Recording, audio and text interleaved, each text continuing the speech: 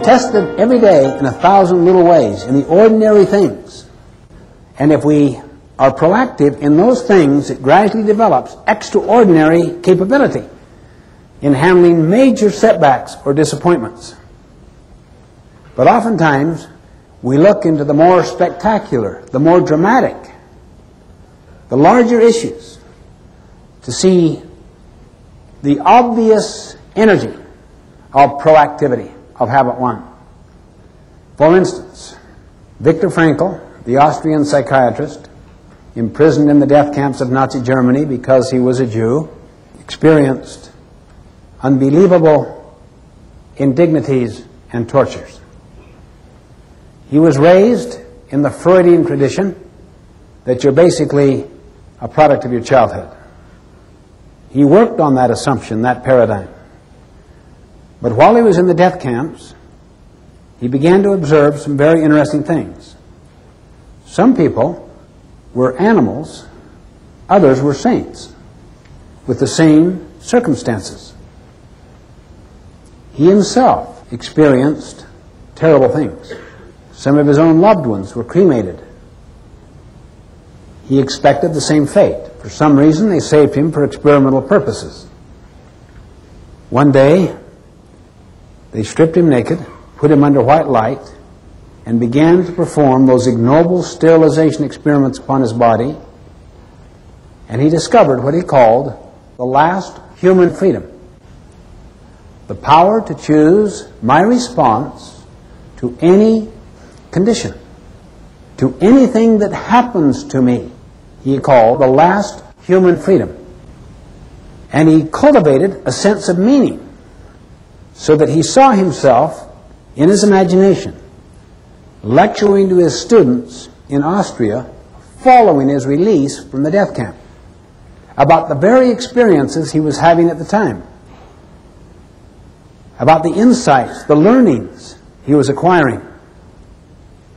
And he came to postulate that the highest value at all is the power to choose your attitude in situations over which you have no control. That was the last human freedom. If you want to see evidence of that, how many of you have ever had a loved one, a dear friend, family member, go through a terminal illness with a magnificent attitude? How many have experienced that? Now look at the hands, look at the number. How many of you were enormously inspired by such modeling? Same hands. I just saw that with my sister, Marilyn, who just recently passed away. The night before she died, she told me, my only desire is to teach my children and my grandchildren how to die with dignity and with a desire to contribute and to live life nobly and based on principles. And the cancer inside her lung was like a tree growing up. But her whole focus during the months, even years that preceded this, was constant teaching. Those children and grandchildren and friends and loved ones will be inspired and ennobled by such modeling, such mentoring the rest of their lives. Between what happens to us, the stimulus, whatever has happened to us, or what is now happening to us, between that stimulus and our response is a space. In that space lies our power and our freedom to choose our response. In these choices lie our growth and our happiness. In other words, with the right choices, eventually the response we choose begins to influence the stimulus. This is what Viktor Frankl discovered. And through exercising his memory, that is his self-awareness, and his imagination, and his conscience, by asking questions such as, what is this situation asking of me instead of what do I ask of it? Why are they doing this to me? And also by exercising his own independent will, this freedom became larger and larger until it was larger than his Nazi captors. Not his liberty. Liberty is a condition of the environment. Liberty is a condition of the externals. Freedom is a condition of the person, of the internals.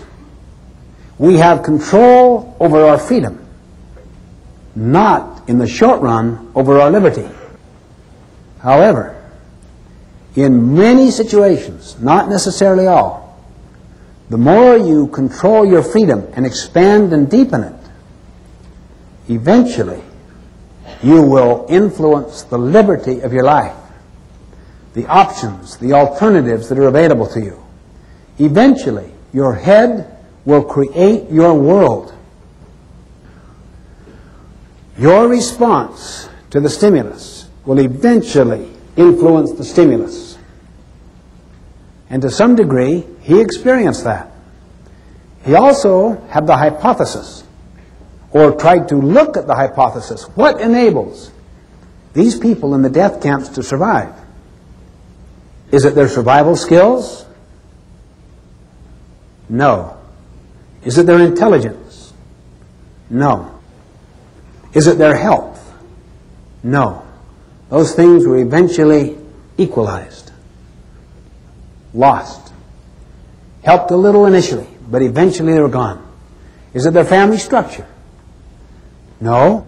The thing that enabled survival was a vision of the future, a sense of meaning about a work yet to do, a contribution yet to make. And this became the basis for his brilliant autobiographical account of these experiences called Man's Search for Meaning. Even a friend of his was so miserable he wanted to commit suicide, and Frankel pressed him, "Why don't you?" He said, "Because if I predeceased my wife, it would make her so unhappy and miserable, and I love her so." That alone gave him meaning to survive.